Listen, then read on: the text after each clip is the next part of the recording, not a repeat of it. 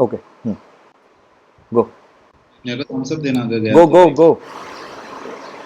ठीक है? Hmm.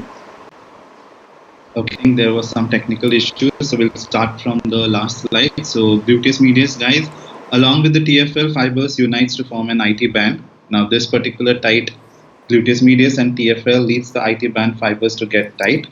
Now this tightness in the fibers cause IT band to mechanically shift proximal. Remember, the tightness usually happens in the proximal direction, and forward movement happens of the IT band because for running is actually a forward movement activity.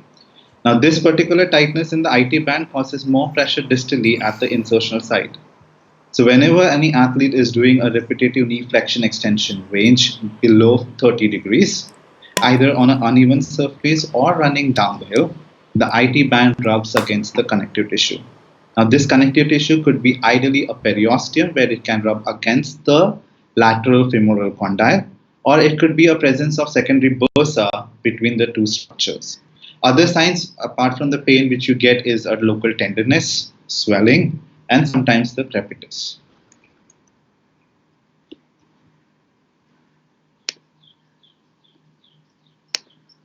Okay. Before applying any kind of kinesiotaping application, it's very important that you do your physical and functional assessment properly to rule out a differential diagnosis of any condition. So, in this particular examination, you should always start with observing the patient from the anterior view, from the lateral as well as posterior view. You should always check their active plus passive movement, a routine checkup of their resisted movement. Ask them to perform any kind of functional movements like hopping, skipping, or running on the treadmill, which will help you to trigger the pain and know the exact location of the pain. You should also do a palpation technique, which you can figure out with the swelling or the local tenderness which is present, and do a special test to rule out any kind of meniscus or the ligament injuries. Okay, advantage of kinesiotape apart with compared to the other tapes. First, it is the latex free. You don't need any kind of pre-tape. You can directly apply it on the skin. It's completely elastic. It's non-compressive. It gives a decompression effect. It's typically skin friendly and breathable because it has a pores in the cotton fibers. It's allow actually the full range of motion, so there is no restriction when you apply the tapes on the skin. You can wear it for the multiple day. It's water resistance. It enhances the circulatory systems of all the circulatory systems, and you can clinically 100% use it for any condition, right from acute to subacute to chronic, and in any case of rehabilitation protocol, even for the prevention as well as the maintenance. It's very important that you know the contraindications before you start applying the tapes. So rule out this particular contraindication in any of your patients. Check for the active malignancy site, any kind of cellulitis or skin infection. Check if there is any open wounds, deep venous thrombosis, and the varicose veins. Precaution you need to take: consider the patient with a history of diabetes or kidney failure, congestive heart failures, if there is any kind of fragile skin. Pregnancy, third and second trimester, try to be very careful. If there is this fair skin or hyperalgesia, just check if the patient is on any kind of blood thinner medications. Your K-taping application would vary depending upon in which phase of injury the athlete is, whether he is in the very acute stage, in a subacute stage, and in a chronic stage. So if the athlete comes to you in a very acute stage, that is, it's less than 24 to 48 hours, the K-taping application is typically contraindicated because you get a presence of hematoma at the injury site. In a stage of rehabilitation, that is, if the injury is in the inflammation stage or in the regenerative phase or in the repair phase, your K-taping application would differ. It will also varies with if you're doing an on-field taping for any particular sports, like for example, take football, and if you need to tape them during their halftime, that would differ your goals would varies according to that particular. Or if someone who is running a marathon, and in case during running a marathon they need any kind of assistance with the K-taping application, your goals will certainly varies. So ideally K-taping goals varies a lot also with the help of the prevention, rehabilitation, and also with the help of the maintenance phase. Now, when you talk about the IT band syndrome, and once you understood the pathomechanics of how IT band usually occurs, it's very important that you reverse the pathophysiology with the help of the kinesiotape. Now, kinesiotape, according to the research, has shown a fantastic results in basically stimulating any kind of mechanoreceptors present in the skin, fascia, and the muscles. So, what goals we are going to have when you're treating any kind of IT band friction syndrome is the first one is to lengthen the fascia. Now, since you know that the fascia gets tight proximally, it's very important that you mechanically move the fascia distally. Okay. Also, you know that the IT band usually happens because of the tightness of the G medius and TFL. So try to inhibit the G medius muscle here. Mechanical correction of the fascia would be basically to pull the fascia posteriorly. As we mentioned earlier, that the fascia has a more common tendency to pull forward, and this repetitive forward and backward movement by doing a repetitive knee flexion and extension cause a friction syndrome. So it's very important that you mechanically correct the fascia alignment. If there is any localized pain or tenderness, if the patient comes with a pinpoint pain, it's optional thing that you can also apply a star technique on that particular localized pain. Principle what we are going to use is a combination taping. Now, combination taping is a taping in which you are involving one or more of your physiological system to involve in. Here in this particular taping, we are involving fascia as one physiological system. We are considering muscles as one physiological system. And if there is any kind of tenderness or swelling, then we are targeting lymphatic system as one of the physiological system. So we're going to use a combination taping to resolve IT band friction syndrome. Understand, K-taping is just an adjunct therapy. Your traditional physical therapy should go along with the K-taping application. Now, principles. The most important principle for assessing an application for all particular physical therapist or rehab trainer is to first assess, okay, then tape, and then again reassess. Now, basically, you can choose any kind of three parameters. One would be your pain scale, which will help you to understand whether the pain has reduced or no. Second is to check the tenderness, if the tenderness post application of the tape has been reduced. And third would be to check with the range of motion. If the range of motion has increased post application of the tape, that's what we are going to achieve over here. It's very important, rather than initially applying the tape, always check for contraindications and precautions in that particular patients. It's also very important that you clean and dry the skins prior to the application. The most important principle is to round the edges. When you apply at the base, be careful that you are not supposed to put any kind of stretch on that particular tape. Now, the base should always be in the neutral position. Body hair should always be clipped. Remember, you're not supposed to shave it off, because if you shave, you're removing the mechanoreceptors which are present in the skin, especially the Merkel's disc and mesenteric corpuscles, which are on the superficial layer of the skins. Now, whenever you're applying the tape, see to it that whether you're doing inhibition of the muscle or a facilitation of the muscle, the tension would differ. So, for example, if you're inhibiting, the tension would be 15 to 25, and if you're facilitating, the tension would be 15 to 35. Now, taping the tails, whenever you're applying, see to it that muscle is kept in the optimum stretched position. It should always be kept in an optimum stretch position.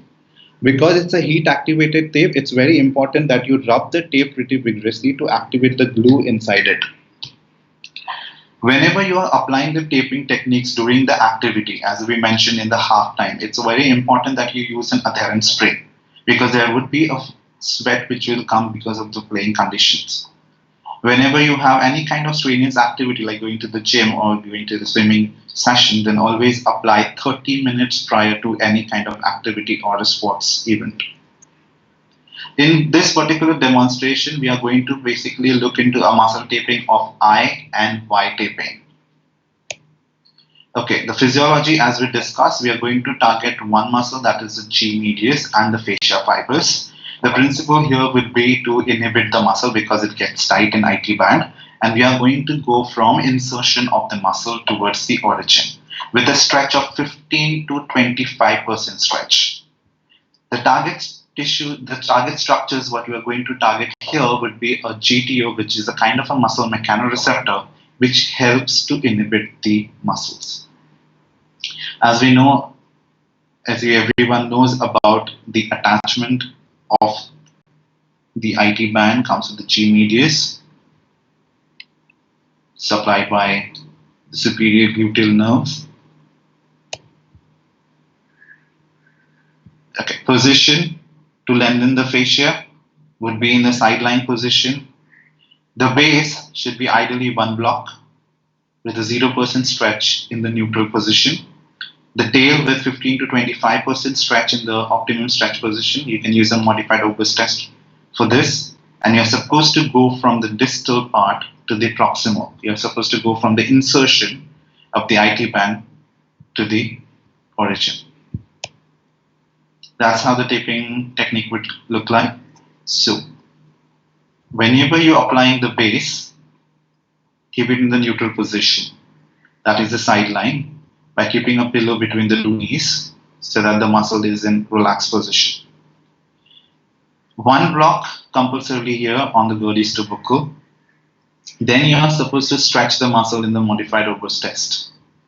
Once you put the muscle in the optimum stretch position, you're going to take the tail, the entire length of the tape, with maintaining 15 to 25% stretch, and going to insert it on the iliac crest. Okay, this is for lengthening of the fascia. Remember, the direction in which the fascia becomes shortened is proximal. And here we want the fascia to go downwards. Since taping works on the recoil concept, if you apply a base over here and you stretch the tape along the length of the fibers, the recoil would kind of maintain the mechanical correction of the fascia fibers downwards. Okay, I hope you understood. The second mechanical correction which we need to do is to posterior translation of the fascia. Okay, that means you need to move the fascia which has moved in the mechanical dysfunction, that is forward. You need to move the fascia now backwards. And the technique which we are going to use here is a Ramsay application. Position will again be in a sideline position. The base would be on the posterior border of the IT band on the hamstring muscles. The percentage of stretch we are going to use specifically to use an oscillation mechanism would be to 45 to 55% stretch. Here we don't want too much of recoil in the tape. So the tape, the base which you are going to apply would be on the, now imagine the blue color tape is your IT band. This is the posterior margin of the IT band, which will be a thick structures which you can differentiate with the soft tissues of the hamstring. So your base would be at least one block and would be on the posterior border of the IT band on the hamstring muscles. You're going to take two tails so that you can cover majority of the fibers of the entire big length of the IT band. You're going to perform an oscillatory technique of going to and fro movements, and you see to it that you're not crossing more on the quadricep muscles. What you need to mechanically achieve here is the posterior translation of the fascia fibers behind. That's posterior. So you're going to curve it, like shown in this particular picture, posteriorly like this with an oscillation techniques. So cover it, that becomes your Ramsay application.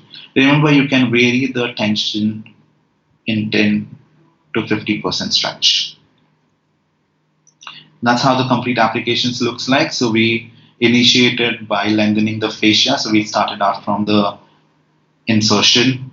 We went all the way up to the iliac crest. This was to only target the fascia to lengthen in the downward direction. Second was to mechanically pull the fascia posteriorly. So we attached it on the posterior margin. And with the help of the tails, we are now moving the tape, moving the fibers of the IT band posteriorly. Okay, this two taping, we are primarily focused and concerned on the fascia correction. Okay.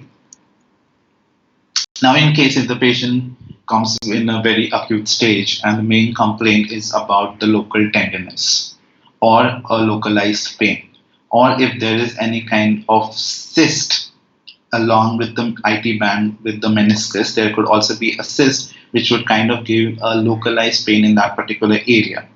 In such condition, your primary goal would be to first resolve the tenderness and then target on the fascia. So in this acute stage, what technique you're going to use, it will be a space correction technique. Okay, one of the most famous technique is a lumbar star technique, where you apply this flower kind, star kind application. Now this particular application, you're going to apply it on the lateral aspect of the knee joint, where you find the localized pain or tenderness if the patient comes to you. So it differs with what the presentation of the symptoms. So if the patient comes to you in a very acute stage, remember, not in a super acute stage, in acute stage, that is, injury is after 72 hours, and if they have any kind of localized pain on the tender side, always apply the lumbar star technique. The percentage of stretch what you're going to use here would be 50 to 75% to lift up or create a decompression effect. Okay, the second category in the elite runners, which they often comes with the pain, is the anterior knee pain. In the anterior knee pain, we are going to take two particular categories. One is the patellofemoral dysfunction, or a combination of patellofemoral dysfunction giving rise to patellar tendinitis. Okay, anterior knee pain is a common cause to get a patellofemoral dysfunction or patellar tendinopathy.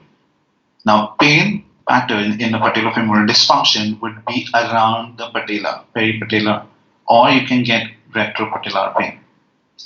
Whereas a pain in the patellar tendinopathy would be majorly seen infrapatellar, or it can reproduce with the symptoms of infrapatellar fat pads impingement syndrome. Now, because running involves a repetitive loading on the knee joint, especially if you're running on a hard or uneven surface, there could be a mechanical alterations of the patellofemoral joint display. Now, the pain of the patellofemoral is quite insidious, but may present secondary to an acute traumatic episode. In case the pain gets worsened during your activity, that's a confirmation that the patient is suffering from the PF joint dysfunction.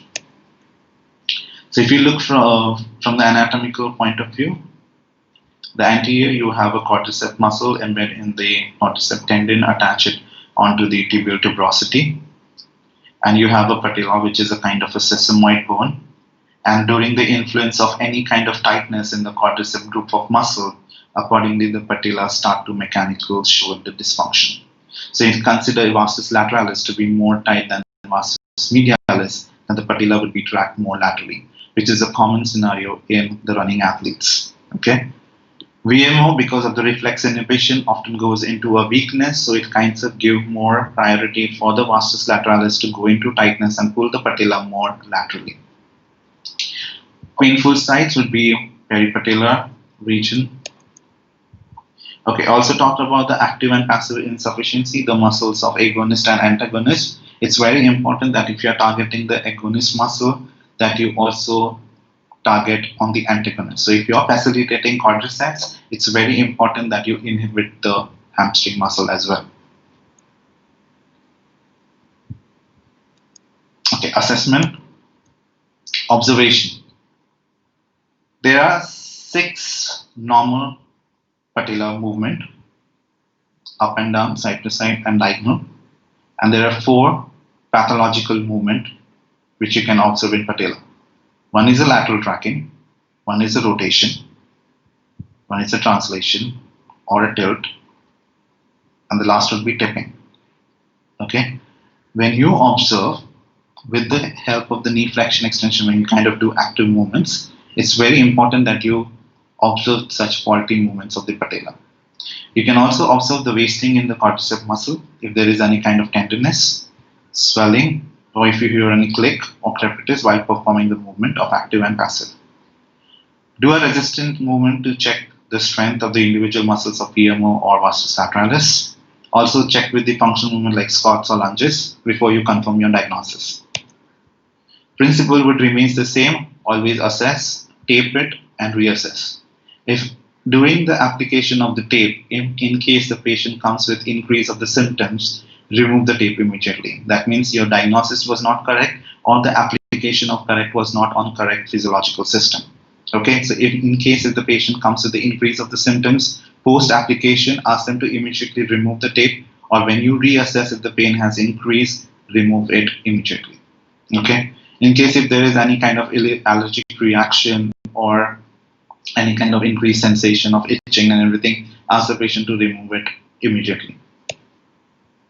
Now, when you consider anterior knee pain, your goals with the K-taping application will be first to inhibit the tight muscles. Okay. Now, supposedly, if it is a medial tracking of patella, that means your vastus medialis is acting more, so you need to inhibit vastus medialis, and you need to facilitate the weak muscles. Okay. So most commonly in the running athletes, you get lateral tracking of patella, most commonly seen. So vastus lateralis is tight. In such cases, inhibit the vastus lateralis and facilitate the VMO. That's with the muscle physiology. Then you need to mechanically correct the patella.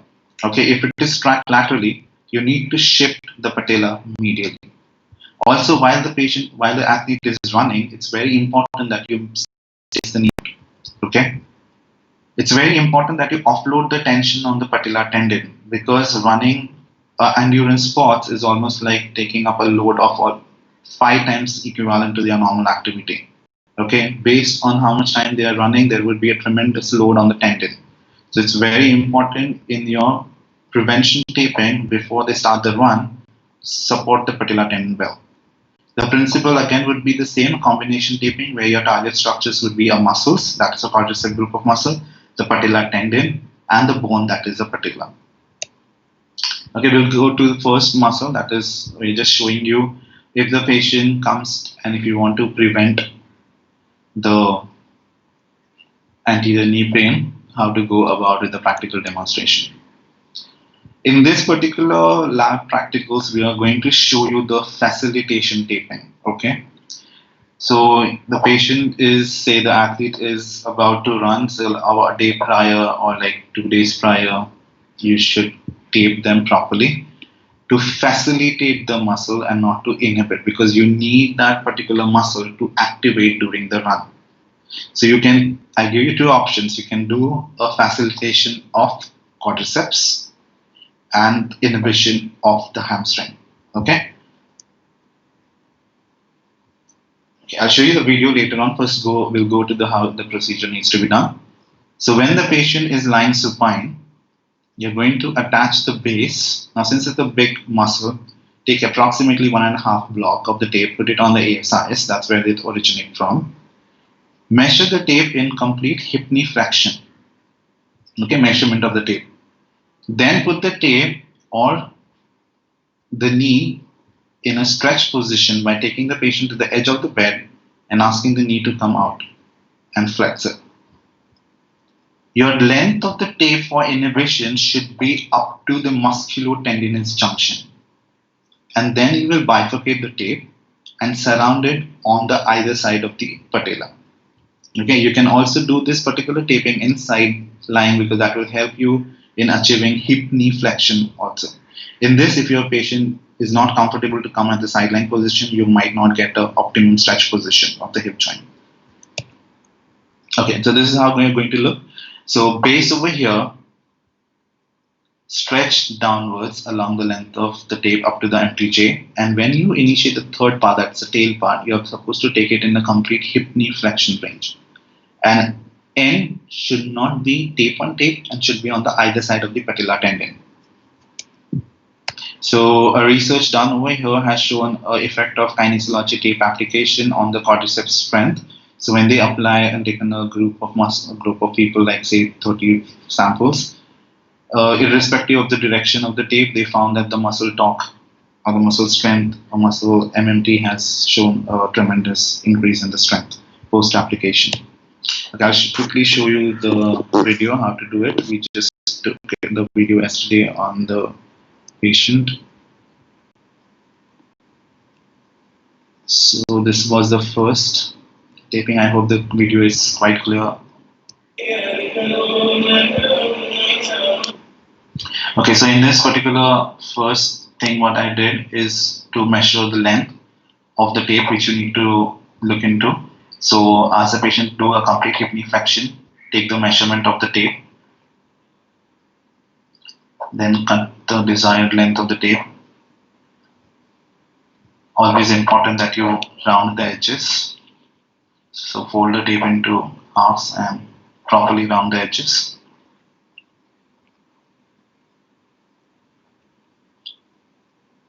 So before application, you can ask the patient to clip their hair. Now, approximately 1.5 block you're supposed to take the base. Okay, remove the substrate paper. In the neutral position, supine, you're going to apply the base on the ASIs from the origin. Remember, we are facilitating. Okay. Now, ask the patient to come side of the bed and do a knee flexion.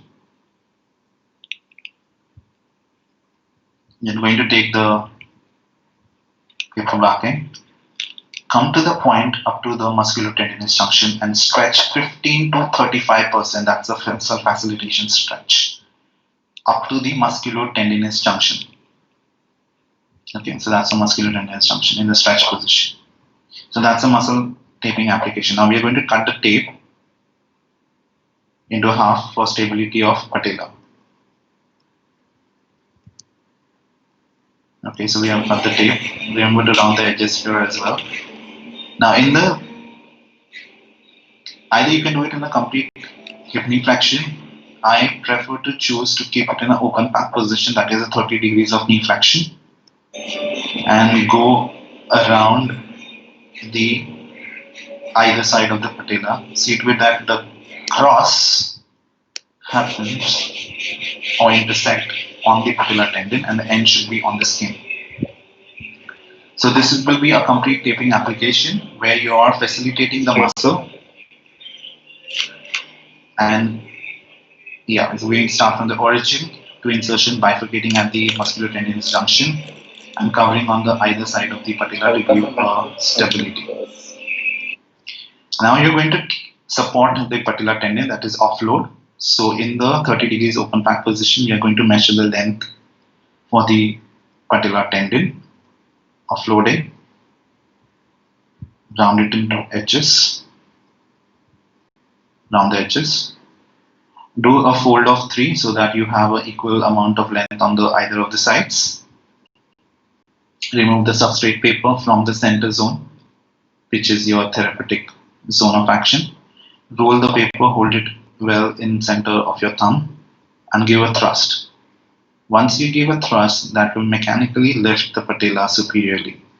End of the tape is not important, so 0% stretch on the end of the tape. Center tape should be stretched 50 to 75%. That is the space correction technique of loading, 50 to 75%. I repeat. Okay, so that's how you basically do the facilitation taping for the knee joint. Okay, let's go to the PowerPoint presentation. Okay, so PF joint dysfunction, these are some research articles where they have shown the short-term effect as well as the long-term effect considering their functional movement, which has changed post-application of the tape. Systemic review, randomized control trials were done, so you can go through this particular research paper and can see what physiological changes has been there post-taping. Next comes the second most important concept which we talked about was the tracking of the patella. As we have seen that because of the hyperactivity of the tight vastus lateralis, because of the increased Q angle, it's mostly in 70% of the athletes you will see always the lateral tracking of the patella. Also, the second reason why I gave you was the active insufficiency between the vastus lateralis and vastus medialis. So what are we going to do is, like, if the patient comes to you with the lateral tracking of patella, keep the base one block on the lateral side. Now your aim is to move the patella medially. Okay. So the base should be on the lateral side of the knee joint. Position would be, I would prefer to keep it in a neutral position. Few of the practitioners would like to keep in slightly knee bend position. I prefer to get a good mobility of the patella to keep it in a neutral position, because all the time we check and observe the patella tracking or patella movement on physical examination to be in the neutral space. Then you are, depending upon how much based on the confirmation on the X-rays from the anterior view, you can judge or see how much pressure you need to put it on the session number one. So I would definitely go beyond 50% because we don't want a recoil pocket to be here. We want a mechanical correction of the patella. So that we can either do with a white tape or you can do with a eye tape. So I have a video to show you for the lateral tracking of patella. Okay, there you go. Now it's very important before you start taping, don't be too overconfident about your assessment skill and observation. Always confirm that with your radiological findings. Mark the outer borders patella from all the sides. Take the desired length of the tape. It should not go too much into a popliteal fossa since the part is very sensitive. Round the edges as the principle says. Now one block minimum should be on the lateral aspect of the knee joint, and see to it that the length of the tape is parallel to the patella. If you slightly angulate it, then you will add a second component, that is the rotation, which is wrong. So be exactly parallel to the patella. Start from the outer border, base 0% stretch. Now hold it securely. Try to give a glide to the medial side. Remove the paper backing. Hold it at the very end of the corner. 50 to 75%. You can see that sinusoidal waves start to appear over here. That will give you a confirmation that the stretch on the tape is more than 50%. Okay, you will see the darker zone, that is the 0% stretch, and the lighter. So this you need to differentiate. This particular point of bifurcation should be exactly on the lateral side of the patella. Now the forces would shift the patella on the medial side. Okay, that's with the lateral tracking. The next component which we often see in runners is basically a kind of giving a stability to the knee joint on either of the sides on the anterior knee pane. So this is basically a positional correction where you kind of replicate that with the open patella kneecap. Now the most important function of the kinesio tape is basically to give a proprioceptive sense to either a skin, muscle, fascia, and also to the joint.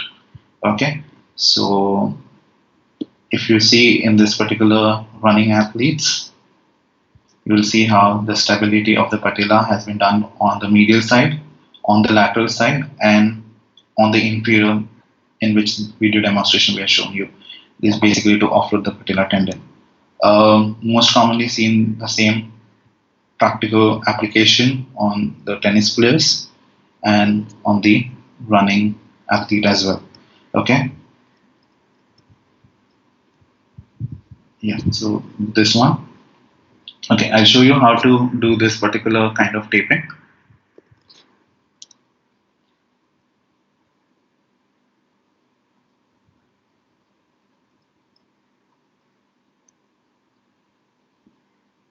Okay, so we'll ask the patient to sit at the edge of the bed.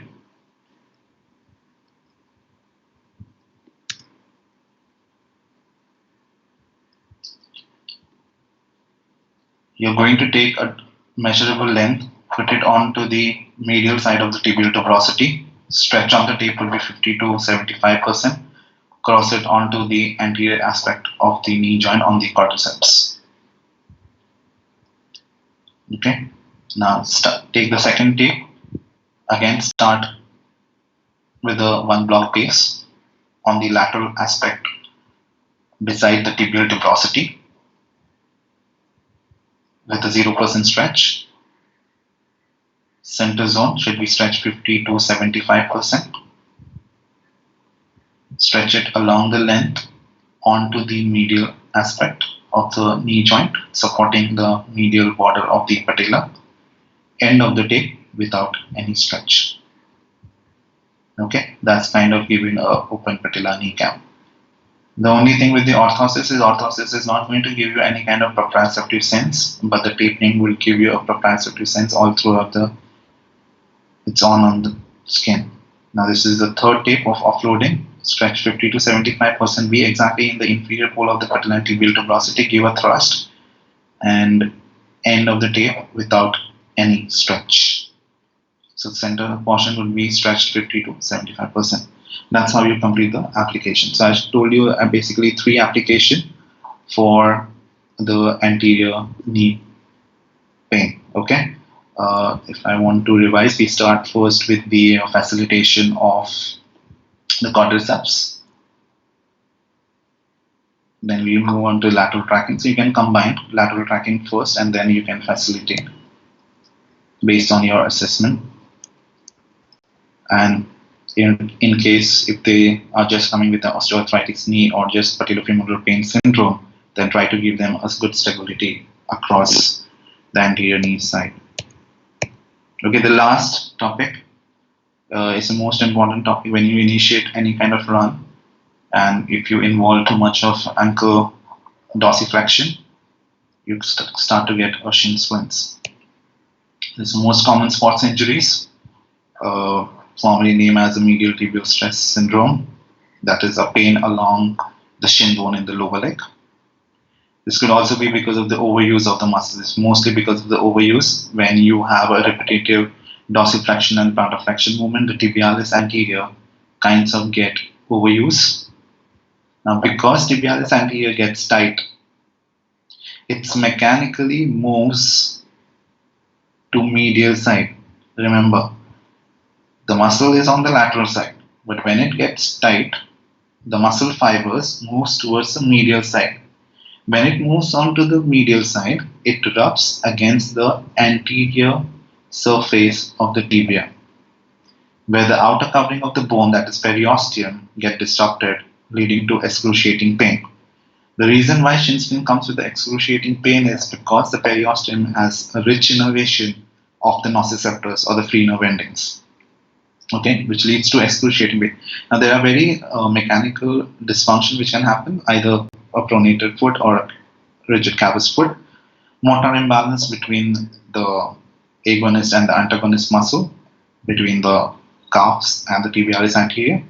Post ankle injury or any kind of ligament injuries would also kind of limits their biomechanical error in running. So check with your assessment. And there are some research, very few research done on a shin splint. So they have compared basically a functional outcome of kinesiotaping versus the standard orthotic.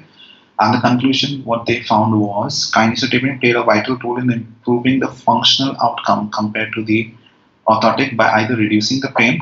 Now this could be because of the presynaptic and postsynaptic inhibition by activating the skin mechanoreceptors, the Merkus disc and the mesenteric corpuscles. And it helps to improve the functional activity in the patients, like how they used to run, that improve when you apply this particular kind of taping compared to with just a normal orthosis.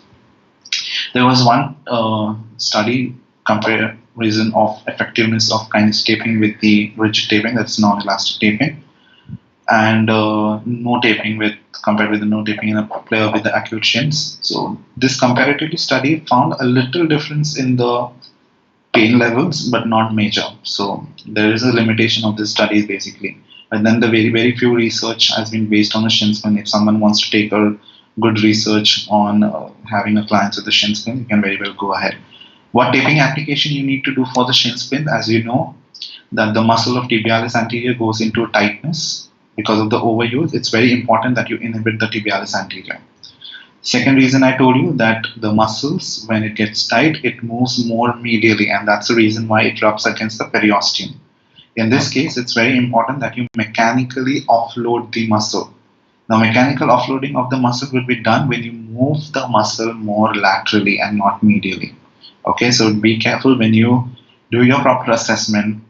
Assess the fascia first and see in which offloading technique, medial or lateral, is giving you a relief of pain. 90% of the population, when you mechanically offload the muscle or the facial fibers on the lateral side, gives you a good pain relief. Okay, and for the periosteum, because it is not richly supplied by blood circulation, you can do a space correction like 50 to 75% stretch in the center zone. Principle, again, we are using a combination technique because it's not one physiological system which is involved in this particular shin splints. Multiple tissues needs to be targeted. Here we are targeting the muscles, we are inhibiting the tibialis anterior, we are targeting the fascia to mechanically offload that particular muscle, and we are targeting the third structure, that is periosteum, to get more blood circulation because of the decompression effect. That's how the muscle inhibition will look like. Keep it in the neutral position. Start from the insertion of the tibialis anterior muscle with a pace of at least 1 block.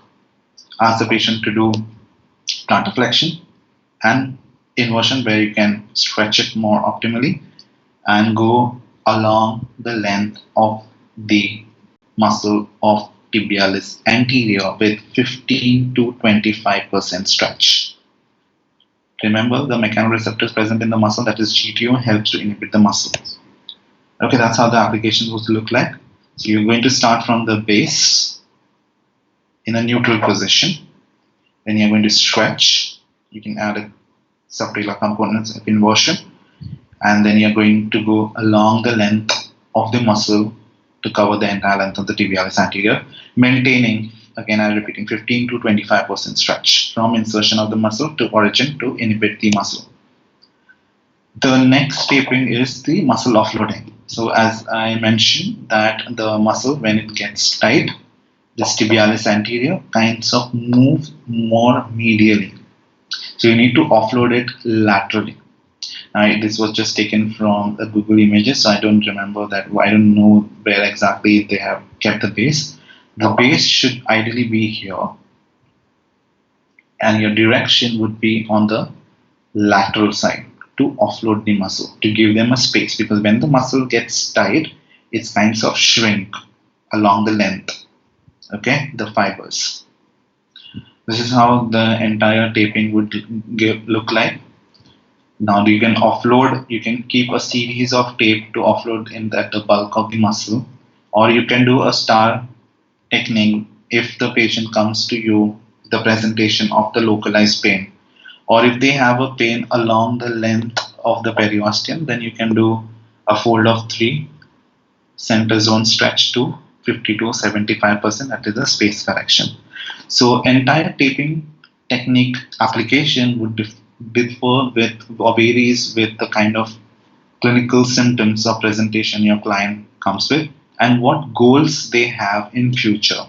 If they are in the rehabilitation phase, then you need to typically inhibit the muscle.